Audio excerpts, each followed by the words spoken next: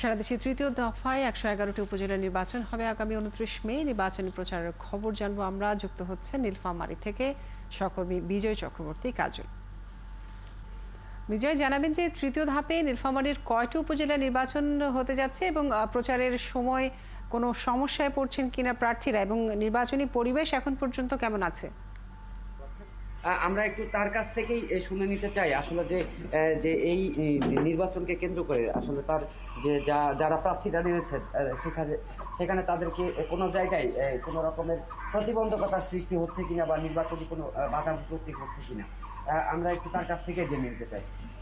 এই যে নির্বাচন তো শুরু হয়েছে, আপনাদের আর মাত্র কয়েকদিন বাকি রয়েছে, সেক্ষেত্রে যে আপনার প্রচারণা করছেন সেই জায়গায় আপনাদের কোনো রকমের বাধা বা আরও যে প্রার্থী রয়েছে সেখান থেকে আপনারা কোনো রকমের বাধা পাচ্ছেন কিনা? না, এই ধরনের কোনো বাধা বিপত্তি বা এই ধরনের কোনো পরিবেশ এখন পর্যন্ত আমাদের নীলফামারীতে এটা তৈরি হয়নি। আমরা আশা করি যে এটা যাতে না হয়, সেই জন্য যাতে সব যারা প্রার্থী আছে তারা সবাই যাতে এই ব্যাপারটার দৃষ্টিতে রাখে, এটা আমি কামনা করব আর কি।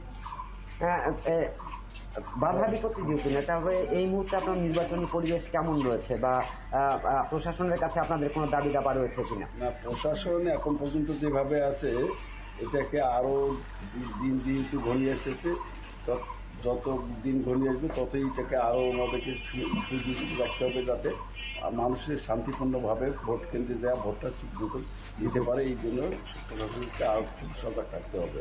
আমরা তো দেখছি যে আপনার ভোটার এর আগে আমাদের প্রথম ধাপে নির্বাচন গেছে, দ্বিতীয় ধাপে নির্বাচন গেছে, সেই সব নির্বাচনগুলোতে আমরা দেখছি যে ভোটারের উপস্থিতিটা অনেকটাই কম।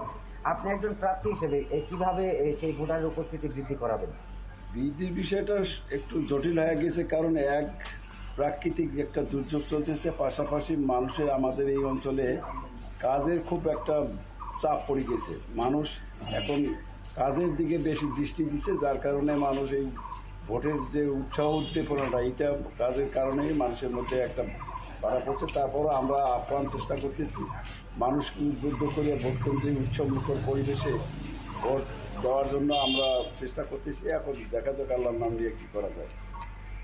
কাজরি, শুনছিলেন যে আমাদের চেয়ারম্যান প্রার্থী আবুদুর রহমান তিনি জানাচ্ছিলেন যে এই মুহূর্তে তার যে নির্বাচনী প্রচারণায় যে অবস্থানগুলো রয়েছে সেই সব বিষয়গুলো তিনি অবগত করছিলেন।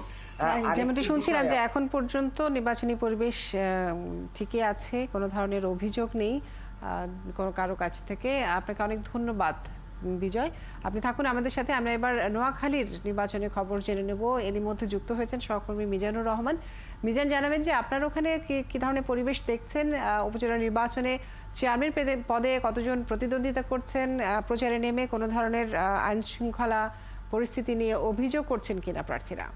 আগামী ২৯শে মে তৃতীয় ধাপের যে নোয়াখালী জেলা উপজেলা পরিষদ নির্বাচনের ৩টি উপজেলাতে নির্বাচন হবে। তার মধ্যে বেগমগঞ্জ, নোয়াখালী সদর এবং কোম্পানিগঞ্জ। আপনাকে বলতে পারি 3টি উপজেলাতে কিন্তু প্রায় ৪১ জন চেয়ারম্যান এবং ভাইস চেয়ারম্যান এবং মহিলা ভাইস চেয়ারম্যান প্রতিদ্বন্দ্বিতা করছে, যার কারণে নির্বাচনটি অত্যন্ত প্রতিদ্বন্দ্বিতাপূর্ণ নির্বাচন হবে এমনটি বলছে ভোটাররা। নির্বাচনে যে একাধিক প্রার্থী থাকার কারণে মাঠে কিন্তু তীব্র প্রতিদ্বন্দ্বিতা এবং ইতিমধ্যে ভোটারদের দ্বারে দ্বারে প্রার্থীরা ঘুরে বেড়াচ্ছেন। আমি সকাল থেকে রয়েছি বেগমগঞ্জ উপজেলার চৌমনি পৌরসভা ৪ নম্বর ওয়ার্ডে। এখানে প্রার্থীরা গণসংযোগ রয়েছেন। আমরা আইন শৃঙ্খলা পরিস্থিতি এবং নির্বাচনী পরিবেশ এখনো পর্যন্ত ভালো রয়েছে, তবে কিছু অভিযোগ এবং পাল্টা অভিযোগ রয়েছে। আমরা এখন কথা বলবো নোয়াখালী বেগমগঞ্জ উপজেলা পরিষদের যিনি চেয়ারম্যান পদে ভোট করছেন শাহেদ শাহরিয়ার। তিনি বাংলাদেশ আওয়ামী লীগের বন ও পরিবেশ কেন্দ্রীয় কমিটির সদস্য এবং বেগমগঞ্জ উপজেলা আওয়ামী সাংগঠনিক সম্পাদক। আগামী 29 তারিখে যে বেগমগঞ্জ উপজেলা পরিষদের ভোট, আপনি ভোটারদের কাছে কি কি পরিস্থিতি দিচ্ছেন এবং ভোটের পরিবেশ এখন পর্যন্ত কেমন আছে? আসসালামু আলাইকুম, আমি মোহাম্মদ শাহেদ শাহরিয়ার। 29শে মে 6ষ্ঠ জাতীয় উপজেলা পরিষদ নির্বাচনে বেগমগঞ্জ উপজেলা পরিষদের চেয়ারম্যান পদপ্রার্থী। আমার মার্কা দোয়াত কলম।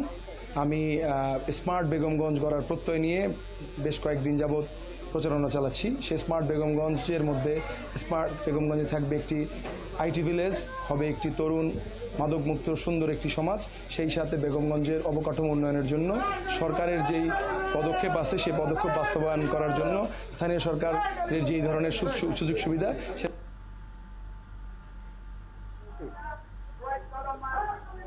আলহামদুলিল্লাহ এখন পর্যন্ত নির্বাচনের পরিবেশ সুন্দর আছে।